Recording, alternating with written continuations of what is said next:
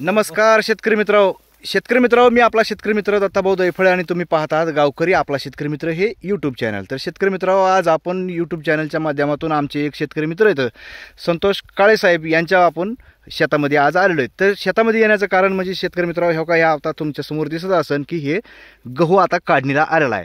तर शेतकरी मित्रांनो, हे गव्हाची जात आहे मुकुट आणि महिको कंपनीचा हे गहू आहे. एकदम चांगल्या कंडिशनमध्ये गहू आलेला आहे आणि एकदम वंब्याची संख्या भरपूर आहे, वाढ चांगली झालेली आहे आणि फुटवे भरपूर झालेले आणि सगळं झालं आहे. मला साहेबांचा बऱ्याच वेळेस फोन होता की वा दत्ताभाऊ एक वेळेस तरी आमच्या प्लॉटला व्हिजिट ज्यावेळेस गहू हिरवा होता त्यावेळेस. पण शेतकरी मित्रांनो, मला तर आज वाटतं की हिरवा असताना मी जर नाही आलो हेच उलटं चांगलं झालं, कारण की गहू वाळल्याच्या नंतर शेवटचे जे काही रिझल्ट आहेत हे आपल्याला बघायला मिळणार आहेत. तर शेतकरी मित्रांनो, बघा हो का, ही गव्हाची एक वंबी आहे. तर एकदम आता गहू मस्त झालेला आहे तयार. महिकोचा गहू आहे शेतकरी मित्रांनो हे, आणि पूर्णच्या पूर्ण बघा हे 1 एकरचा प्लॉट आहे. एकदम सारखा बियाणं वाचलेलं आहे आणि हे फाउंडेशन बियाणं त्यांना आता हे मिळालेलं आहे महिकोचं. त्याच्यामुळं ह्यांच्याकडून गहू घेऊन दुरीला जरी तुम्ही पेरला तरी पण गहू चांगला येऊ शकतो आहे.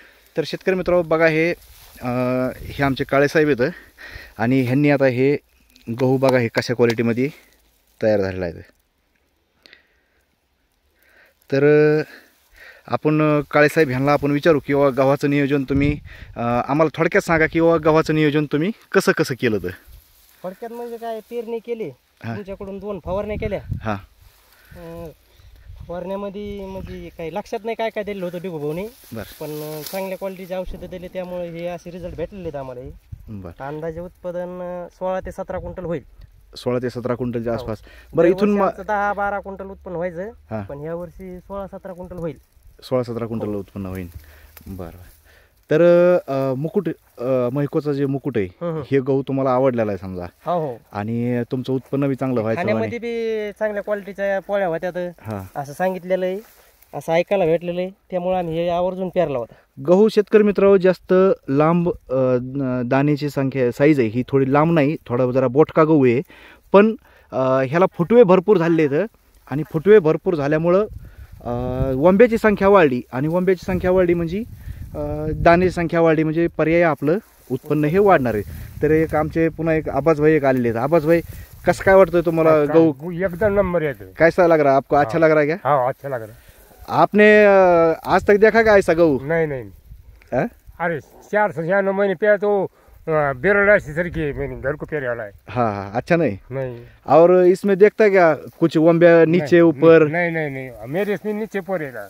ती एक लय वैशिष्ट्य भारी झालंय. म्हणजे वंब्या खालीवर होत्यात काही आपण खायला आणल्यानंतर, पण हे मुकुट मध्ये असं काही पाहायला भेटत नाही. बघा खालीवर नाही.